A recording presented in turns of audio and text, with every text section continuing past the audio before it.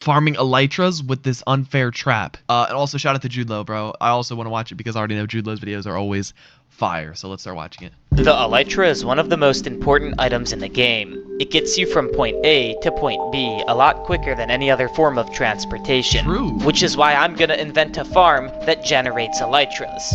But how is that even possible? Well, let me explain. There are only two ways you can get an elytra in Minecraft. The first method is to run around the end outer islands until you find an end city, then find an end ship and collect your elytra. However, there's a problem. On the Strength SMP, the end has a world border, and almost every end city has been looted for their elytra. So that Same leaves for the us with Donut the second SMP. option, the more fun option.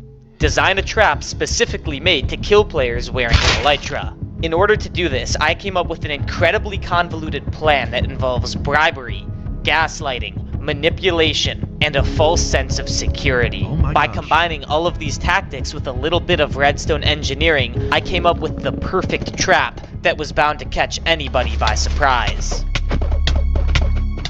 Okay. Alright guys, this is what I came up with. This is the elytra farm. If I jump down, I get launched up. And yeah, that's pretty much it. Now I know what you're thinking. How the hell is this gonna generate elytras? All this is a simple wind charge launcher for your elytra. You go in the sky, and then you fly, right? Well, it's a simple wind charge launcher until it isn't. Let's take a look at the redstone to this thing.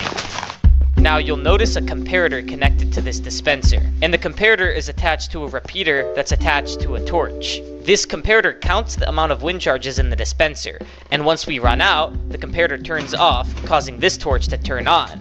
When this torch turns on, the sticky piston is activated, pushing the piston one block closer to the stone under the pressure plate. Now when a player steps on the pressure plate, look at what happens. You fall into a trap.